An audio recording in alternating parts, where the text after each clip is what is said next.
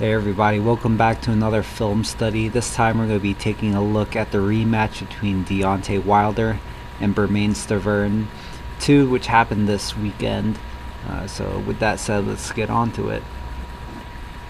So right away we see Wilder take the center of the ring before the first bell even rings. This means that by the time the bell actually does ring for the first round, Wilder only has to take a step or two and take control of the center of the ring, as seen here. This is a very bad thing for Stiverne, especially if he cannot find a way to back Wilder up and take the center back. It's also worth noting that Stiverne struggled to find effective ways to back Wilder up in their last fight. Wilder, being the taller, lengthier fighter, committed to throwing jabs from a distance. And that was pretty much the story of this fight for as long as it lasted. We see Stiverne didn't even properly defend the jab by slipping or parrying. He simply goes into a high guard, which Wilder splits with this jab. Something I also noticed was Wilder's ability to freeze Stiverne by showing him different looks. One of the stories of this fight was the fact that Stiverne didn't throw any punches. Now you could simply blame that on the fact that he was taking this fight on short notice, or that he's coming off of a long layoff, or claim this fight was fixed, or blame it on any kind of conspiracy theory going on outside of the ring, when really the answer was clearly shown inside of the ring. Stiverne was unable to find his range against the much longer Deontay Wilder. Combine that with the fact that Wilder has counterpunching skills as well as frightening power, and you can understand why Stiverne was gun shy during the fight. And again with the different looks, Wilder is taking control of the center of the ring, both hands down, almost a little bit square here, and Stiverne just doesn't even come forward, doesn't do anything. He just stands there with his high guard up. See, Wilder has both his hands down, so he could hit with either his right or his left hand, but is also extremely open, yet Stiverne chooses not to attack him here. And so we see Wilder attempt to use distance deception to set up a Floyd Mayweather-esque pull counter. See, the reason he sets this up is by setting up the distance.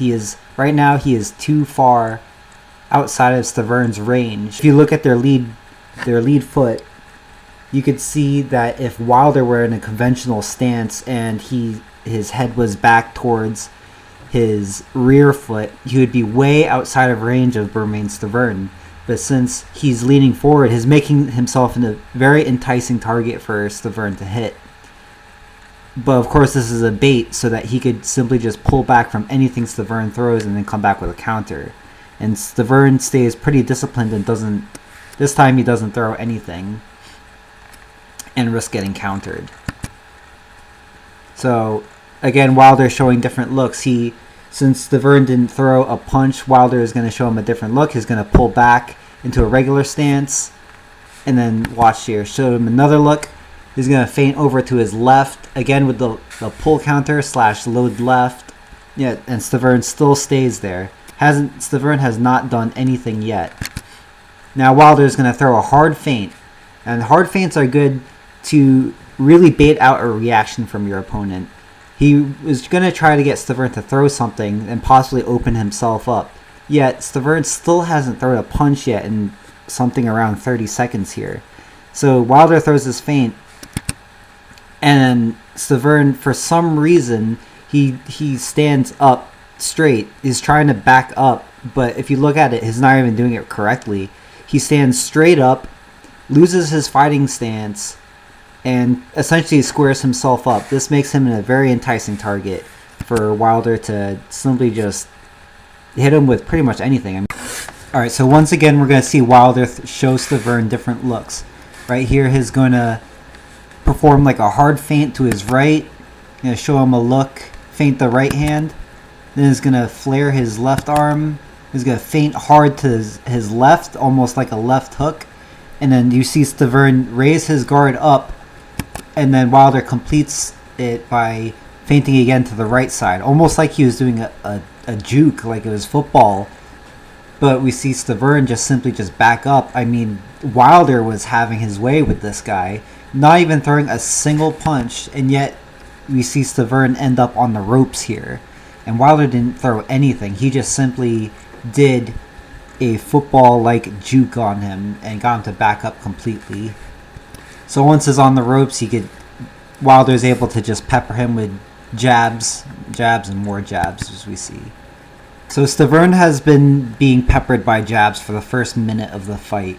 So now he's becoming extremely wary of Wilder at this range, because he knows that he cannot hit Wilder with his jab because he can't reach him, but Wilder could hit him with his jab.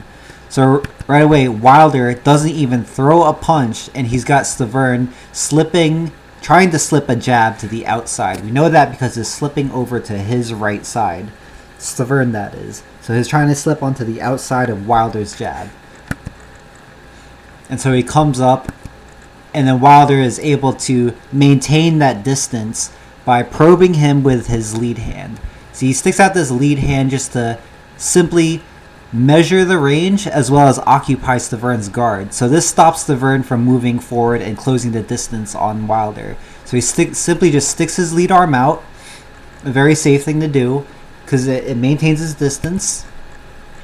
And then he's going to probe him again, but this time Stiverne is going to try to slip it because he doesn't know, at this point he doesn't know which is a jab and which is just a probing jab. So now Wilder, now that he knows that the distance is right, now he knows that he is outside of Stiverne's distance, because we look at this previous slide. See, Wilder's arm is completely extended, yet he cannot even reach Stiverne. And since Stiverne's arms are even shorter than Wilder's, Wilder has the comfort of knowing that Stiverne is way outside of range.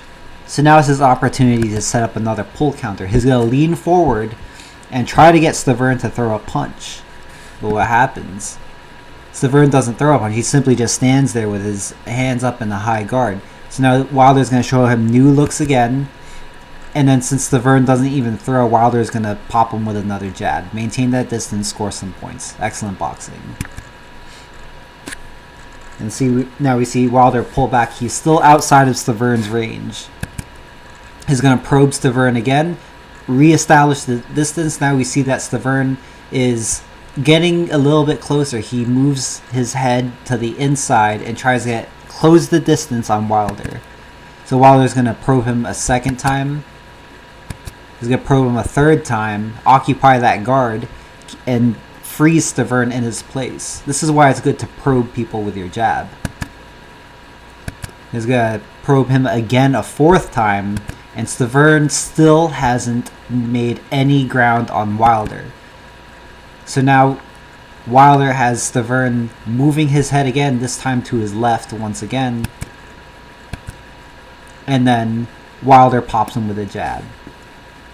So you see here, he's able to freeze Stiverne simply by probing him with his lead hand, occupying his guard, making sure Stiverne doesn't move anywhere, doesn't get anywhere close to him.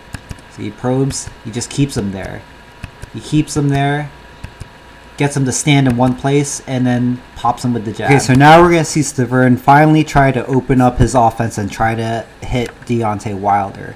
So now he's going to come over with a jab to the body, which is a very good weapon to try to probe your opponent and try to open them up. Try to get something started, because it's a very safe move to do. And it's a very good move to do in the early stages of the fight.